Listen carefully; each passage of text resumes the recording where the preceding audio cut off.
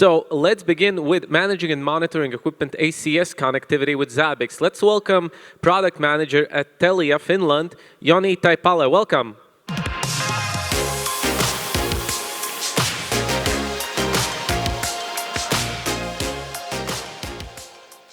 All right.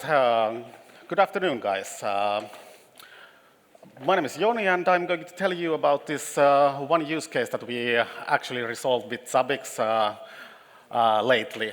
So I'm first-time speaker, so don't kill me here, please. I'm going to start with how we actually thought this through. So we first, to solve something, we need to have a problem. And lucky for us, in Telia, we have problems to solve. So for you who don't know about the ACS connectivity, we are talking about TR069 or 181. The process goes basically so that the device has to have an IP. So network works that way. Then basically we have an ACS URL for the device to connect. Then there is a call home process for the device. And then there is HTTPS handshake and so on, and then magic happens. So this is how the things happen normally. And this is how our automation has been built on. So when ACS connectivity works, we don't have any problems. So automation works, deliveries are running, and no one actually has to touch anything. But however, this is not always the case. There's life cycle for basically everything. We have changes in our network, we find bugs in the software, and so on and so on and so on. You know how it goes, the real life. And basically we are ordering huge amount of devices. Because we have installed, I think the official connection count is now 100,000 or something, so it's quite a lot. So we order the devices, they come from the factory. Actually, this is AI draw these pictures, it was amazing. I can't do this. So we're ordering quite a lot of devices. They come from the factory, then they are somewhere overseas, and then they arrive to us in the stocks. And even when everything works fine, this takes quite a long time to actually, when you order the device and it's pre-installed with the software, until we actually deliver it to the customer. And if there has been any change preventing this ACS connectivity in between, it basically means that automation will fail. And we had this, even in the lucky case, when everything works in the stocks, the timeline is quite long. Well, in the stocks, it's not always perfect, so there might be something not going so well. So we will have a device from five years ago installed to the customer. So when the device doesn't connect to the ACS, we have a problem. So this is what we actually had. So we have an existing Zabbix environment. We have, of course, the ACS cluster to handle the connectivity. And then I had an idea. So we have here this DHCP server, and whenever the device connects to that, usually the DHCP works because it's quite old technology, so it's not a problem. So the idea is that we would install basically Zabbix to this Zabbix agent to this DHCP server and basically handle everything from there. And so we started to work with this. And of course, then we need to know how to get the hosts from the DHCP server. And this was basically, we were thinking if we should use the DHCP logs or something else, and we ended up to use the DHCP leases file in the Linux because it's the current status of the stuff. So we are doing low-level discovery to that file. And basically, the file looks like this. I have cleaned it up so that there is no secret data there. But anyways, the file is basically, for each IP, it looks like this one. And then we have a simple low-level discovery script to actually read the file and take what we need. So we can scrap much of this stuff, and the result will look like this. So here is what we actually need from the file. And of course, then we have it in Zabbix. Okay, when we have the file in Zabbix, we can do the pre-processing of the file. This is how it looks like. Now there is some stuff that we actually do for it. So cleaning up the client host name. So we want to have a unique identification what kind of device this is. So we don't need the MAC address there. So actually, the Copilot did the code. I'm not a programmer, so I really don't do it. Copilot did it. And then for the starts part, this is maybe the more difficult part because there is in this solution, there is a thing too soon. So if the device has just gotten its IP, if we react too soon, it's a false negative. So we kind of think that, or it means that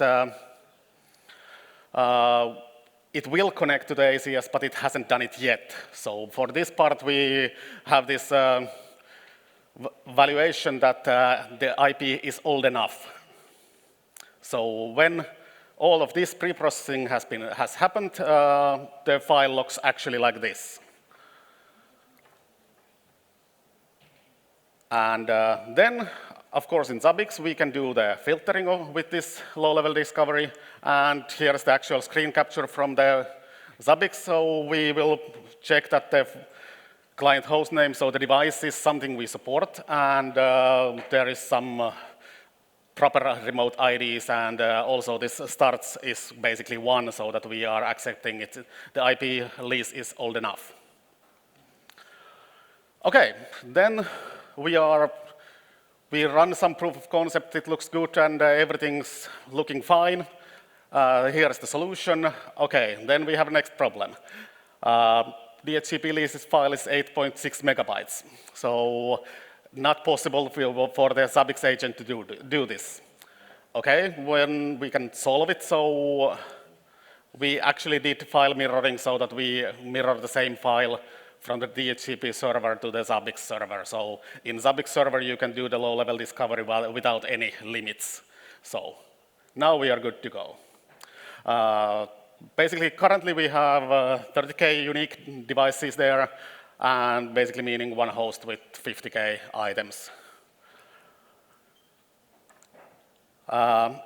Then it's up to Zabbix agent. So from the low-level discovery, we have item prototypes for all the found devices. Basically, we want to know what's the status of the ACS. Is it connecting or not? We have basically dependent items to make things easier. And then we have a trapper for if we have tried to upgrade the software of the device or not. And of course, we have a dependent item for that so that it's true or false, so it's success or not success. Based on these, we have one trigger, basically. If the last visit time has been exceeded for the ACS, we just run the upgrade script on a Zabbix agent so that it's trying to basically upgrade the device, and the ACS connectivity should return. And in 95% in cases, it actually does. So here's the process briefly. So for each 30 minutes, we discover all the hosts. And whenever the lease is disappeared, so it's not anymore in the file, we delete the items right away. So it's just wasted information. We don't need it anymore. We check the last visit time from the ACS for each 6 hours. And if 90-minute threshold has been passed, so that the device hasn't connected to the ACS in 90 minutes, we trigger the upgrade. And latest software has what it's supposed to work. And only if the ACS connectivity is still, after all of this, failing, we need to have some manual intervention. And here is actually, we were lucky, we found accidentally this new feature that new items are executed basically almost immediately after discovery. So we didn't need to actually do anything for this. So we can have just a 6-hour periodic for the checking if the ACS connectivity is working or not. And here's the full picture, how our delivery flow actually goes. So this is what we had before having Zabbix included. So we provision the new connection, device calls home within roughly 1 minute, and second call, sometimes the first call home doesn't do everything, so the second call home is needed. And then we just, we have a 2-hour limit when we verify if the delivery has been completed fully. So, okay, this is the happy picture, but then when we add Zabbix to this picture, between 7 and 37 minutes, basically, low-level discovery should create the item for the device if it has an IP. Then, if there is no call home, we will upgrade. And this will happen roughly in 10 to 40 minutes. And after upgrade, there is call home to the ACS.